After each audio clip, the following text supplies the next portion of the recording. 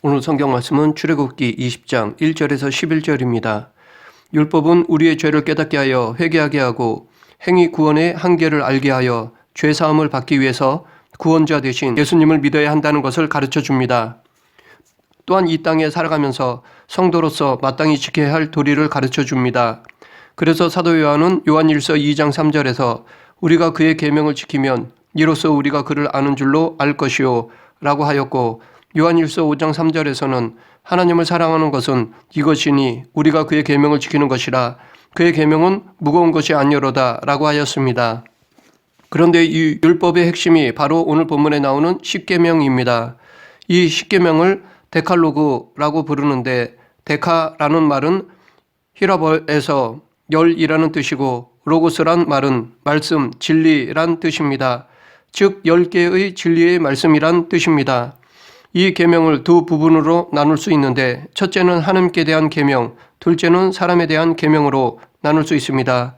그래서 혹자는 두 개의 돌판에 각각 한 돌판에는 하나님께 대한 계명, 다른 돌판에는 사람에 대한 계명으로 나누어져 있을 것이라고 추측하기도 합니다. 그런데 출애굽기 20장에서는 이 십계명을 말하기에 앞서 이스라엘 백성들에게 주신 이유와 배경에 대해 먼저 설명하고 있습니다. 출애굽기 20장 2절에 보면 이스라엘을 애굽 땅 노예의 자리에서 구원하신 하나님께서 당신의 은혜를 체험하고 구원받은 백성들이 앞으로 약속의 땅에 들어가 살아가는 데 있어서 반드시 지켜야 할 삶의 표준, 삶의 법칙으로 이 십계명을 주셨습니다. 그렇기 때문에 엄밀하게 말해서 이 십계명은 구원받기 위한 조건적인 법칙이 아니라 이미 구원받은 자를 위한 삶의 법칙이라 할 수 있습니다. 이런 이유로 십계명을 딱딱한 법조항으로만 여겨서는 안 됩니다. 오히려 구원하신 하나님의 사랑이 담긴 은혜요, 구원받은 우리가 마땅히 즐겨내야 할 표준으로 여겨야 합니다. 십계명은 우리에게 주신 최고의 은혜요, 하나님의 사랑입니다. 이 시간 이 십계명 중에 1부터 4계명에 담겨있는 의미를 알아보고 지금 우리들에게 필요한 교훈을 살펴보겠습니다. 그런데 이 십계명을 말씀하시는 데 있어서 우리에게 너희들이라고 말씀하신 것이 아니라 너라는 단서로 명령하셨습니다. 이것은 하나님과의 1:1 관계를 의미합니다. 그래서 이런 의미로 3절을 보면 다른 사람은 상관하지 말고 너는 내게 다른 신을 두지 말라라는 것입니다. 이렇게 하나님은 개인의 결단을 중요하게 여기십니다.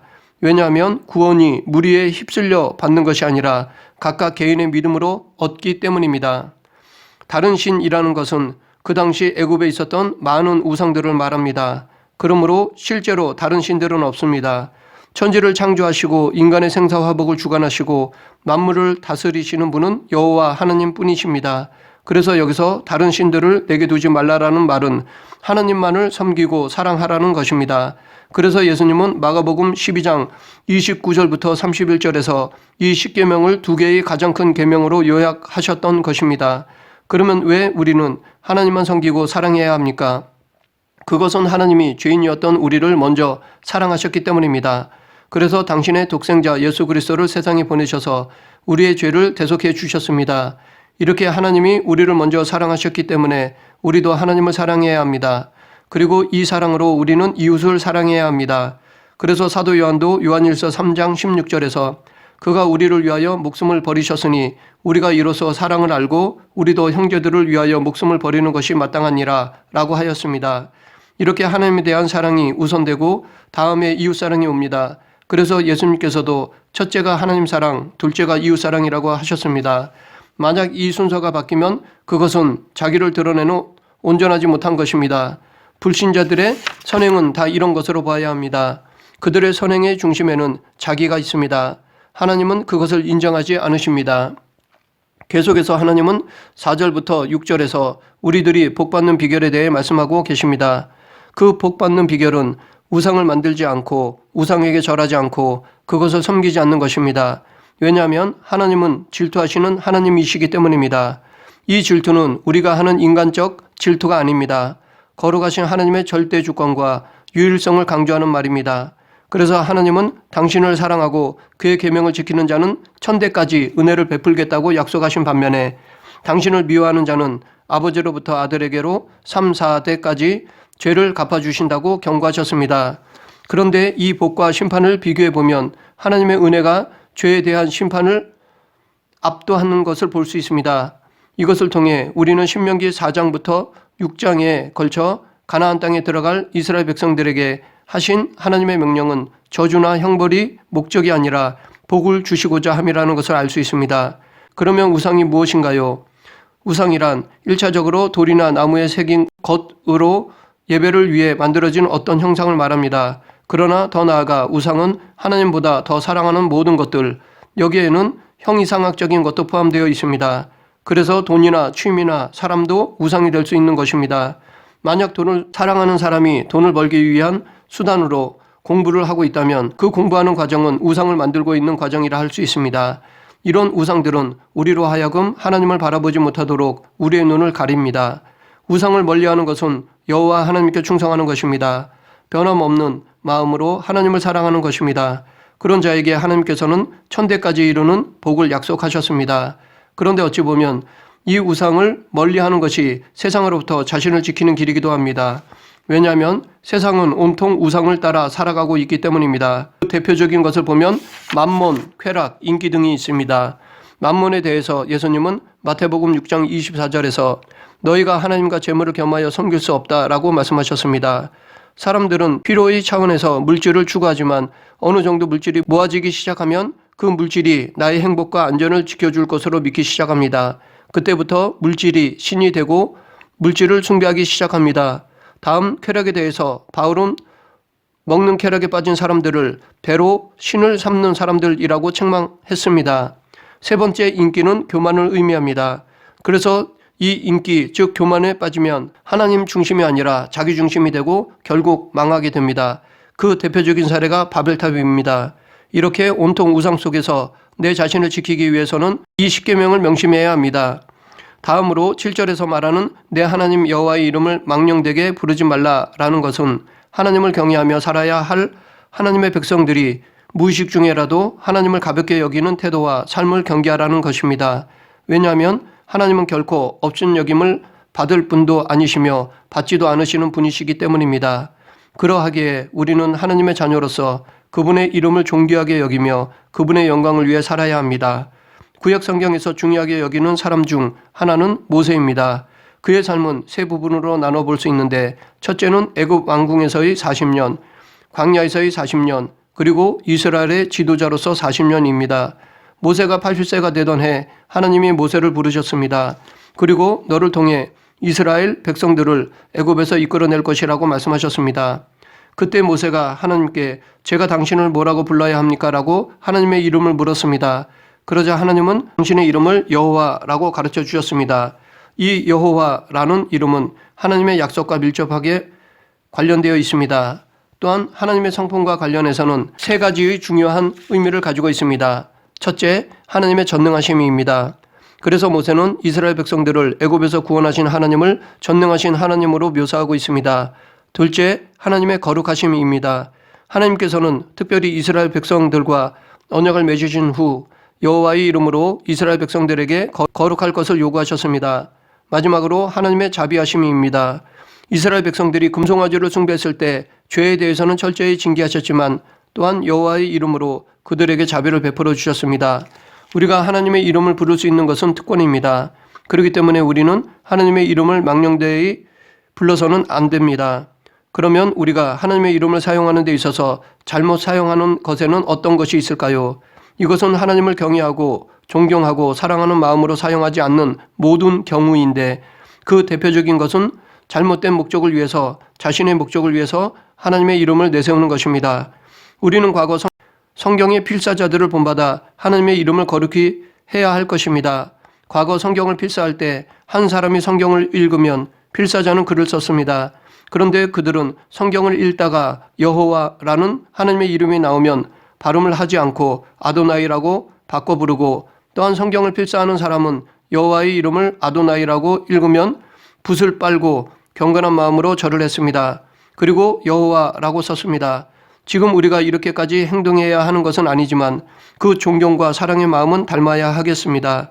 그렇다고 하나님의 이름을 너무나 형식적으로 무겁게 여겨 멀리 계신 분으로 만들어서는 안 될 것입니다. 예수님은 하나님을 아바라고 부르셨습니다. 이것은 당시 하나님을 너무나 형식적으로 무겁게 하여 두려운 분으로만 만들어버린 잘못을 바로잡은 것으로 볼 수 있습니다. 하나님은 우리가 경외해야 할 분이지만 또한 친근하신 아빠와 같은 분이심을 잊지 말아야 합니다. 마치 아버지가 자녀에게 권위가 있는 분인 동시에 친근하신 분이듯이 우리도 하나님을 경외하면서 또한 친근한 분으로 섬겨야 할 것입니다. 그러면 성경에는 하나님의 이름을 몇 개가 나올까요? 여호와, 여호와 이레, 여호와 니시, 여호와 샬롬, 여호와 라파 등 성경에는 많은 하나님의 이름이 등장합니다. 보는 관점에 따라 다르지만 어떤 신학자는 하나님의 이름을 26개로 분류하기도 합니다. 하나님은 자신의 이름을 중요하게 여기십니다. 왜냐하면 이름은 그 정체성을 나타내기 때문입니다. 그래서 하나님은 이름을 통해 당신이 어떤 분이신지 알려주셨습니다. 그래서 본문에서 하나님은 당신의 이름을 가볍게 부르는 것을 금하신 것입니다. 한 예로 하나님은 이스라엘 백성들이 광야에서 금송아지를 만들어 놓고 여호와라고 불렀을 때, 혹은 바울의 기적을 흉내내는 마술사들이 내가 바울이 전파하는 예수를 의지하여 너희에게 명하노라 라고 말할 때 하나님은 그런 행위를 당신의 이름을 명령되게 하는 것으로 여기셨습니다. 또한 발람이 여호와 하나님의 이름을 부를 때 진실된 마음 없이 부르고 기도했는데 이 모든 것들도 당신의 이름을 망령되이 하는 것으로 여기셨습니다. 그러므로 우리는 하나님의 이름뿐만 아니라 하나님의 속성과 그분의 말씀까지도 사모하고 공경하는 자세로 사용해야 합니다. 끝으로 피조물인 우리는 창조자 하나님께 예배를 드리는 것은 마땅한 것입니다. 그래서 8절에서 안식일을 기억하여 거룩하게 지키라 라고 말씀하셨습니다. 하나님은 참되게 예배하는 자를 찾으십니다. 우리에게 예배는 하나님을 만나는 복된 시간입니다. 이와 관련하여 우리는 참된 안식일의 의미와 주일 성수의 의미를 분명하게 알아야 합니다. 하나님은 6일 동안 천지를 창조하시고 7째 되는 날에 안식하셨습니다. 창세기 2장에서 처음 나타나는 안식의 의미는 단순히 육체적인 노동을 쉬는 것만 하지 않습니다. 여기서 하나님께서 쉬셨다라는 것은 모든 창조를 완성하셨다는 것을 의미합니다. 하나님은 6일 동안 창조하실 모든 것을 완성하신 다음 그 창조 활동을 마치셨습니다. 이것이 안식하셨다는 의미입니다. 그런데 이 참된 안식이 아담의 불순종으로 인해 깨지고 말았습니다. 아담의 범죄 이후로 인간은 참 안식을 누리지 못하게 되었습니다. 그러나 하나님은 여자의 후손이신 예수 그리스도를 통해 참된 안식을 회복하실 것을 약속하셨습니다. 그렇기 때문에 아담 이후 구속의 역사는 참된 안식을 성취하는 과정이라고 할 수 있습니다. 참 안식에 대한 그림자인 안식일 제도는 출애굽 과정 중 만나 사건을 통해 처음 등장하였다가 시내산에서 하나님과 이스라엘 백성이 언약을 맺은 다음 구체화되었습니다. 하나님께서는 이스라엘 백성에게 안식일을 기억하여 거룩하게 지키라 라고 명령하셨습니다. 결국 안식일은 하나님과 이스라엘 백성의 언약 관계를 기억하게 하시기 위해 주신 표지였던 것입니다. 모세는 십계명을 출애굽기와 신명기 두 군데나 안식일을 반복하여 기록하였으며 선지자들도 이 안식일을 강조하였습니다. 그만큼 안식일을 지키는 것은 중요한 것이기 때문입니다. 그래서 심지어 예레미야 선지자는 이스라엘 백성이 안식일을 지키지 않아서 망했다라고까지 선언했습니다. 이 안식일은 태초부터 하나님이 정하신 것입니다. 하나님께서 창세기 2장에서 안식일을 말씀하실 때 쉼, 복, 거룩을 말씀하셨는데 오늘 본문에서도 똑같이 쉼, 복, 거룩을 말하고 있습니다. 그러므로 안식일은 지켜도 되고 안 지켜도 되는 선택의 문제가 아니라 반드시 그리고 바르게 지켜야 할 하나님의 말씀입니다. 그런데 우리가 가끔 헷갈리는 부분이 있습니다.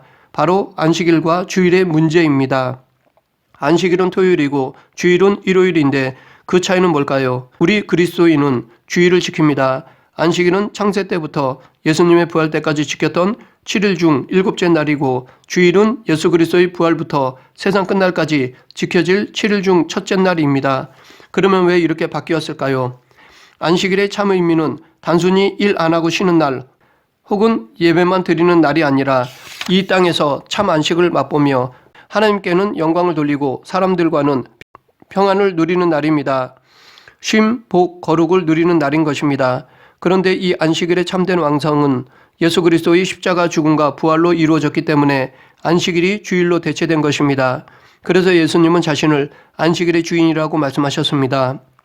참된 안식의 성취자이심을 선포하신 것입니다. 그런데 예수님이 안식 후 첫날에 부활하셨다는 이 말은 새로운 안식의 시작을 강조하는 말인 동시에 부활의 중요성을 강조하는 것이기도 합니다. 구약의 안식이 창조사역의 완성과 관련되어 있다면 신약의 안식 후 첫날은 부활을 통한 재창조의 완성과 관련되어 있습니다. 그래서 예수님의 부활 이후로 초대교회 때부터 안식 후 첫날, 곧 주일의 날에 모여 하나님께 예배를 드리고 있습니다. 주일은 우리가 하고 싶은 일을 하지 못하는 짜증나고 귀찮은 날이 아닙니다.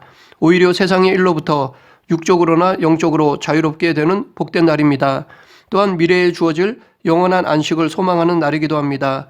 그러므로 우리에게 주일 성수는 하나의 신앙 고백이 됩니다. 우리의 구원은 이미와 아직 사이의 긴장 가운데 있습니다. 예수님은 십자가 사역을 통해 우리의 구원을 이미 온전히 이루셨습니다. 그럼에도 불구하고 구원의 완성은 예수님의 재림 때까지 아직 이루어지지 않습니다. 참된 안식의 개념도 이런 이미와 아직의 긴장 관계 속에서 이해해야 합니다. 예수님의 부활로 참된 안식이 성취되었습니다. 그러나 우리의 안식은 아직 완전하게 이루어진 것은 아닙니다. 따라서 그리스도께서 재림하셔서 안식을 완전하게 이루실 때까지는 구약시대에 주신 안식일의 정신을 따라 예수님께서 부활하신 주일을 성수하는 믿음이 필요합니다. 말씀을 정리하겠습니다. 우리가 하나님을 사랑한다는 것은 오직 하나님만 사랑하는 것입니다. 또한 하나님을 우선순위에 두는 것입니다. 그리고 그 하나님의 이름을 귀하게 여기는 것입니다. 마지막으로 이 세 가지를 예배를 통해 가시적으로 드러내는 것입니다. 그런데 이 예배는 예전적 예배만 국한시키는 것이 아닙니다. 삶 전체가 예배가 되어야 하는 것입니다. 이런 삶을 사는 것이 하나님을 사랑하는 것입니다. 우리 모두 이렇게 살아감으로 하나님을 사랑하는 성도가 되길 간절히 축원합니다. 기도하겠습니다. 사랑과 은혜가 풍성하신 하나님 아버지, 하나님을 진심으로 사랑하기를 원합니다. 부족한 저희들을 붙잡아 주셔서 진정 하나님을 사랑하는 성도가 되게 하여 주시옵소서. 예수님 이름으로 기도드립니다. 아멘.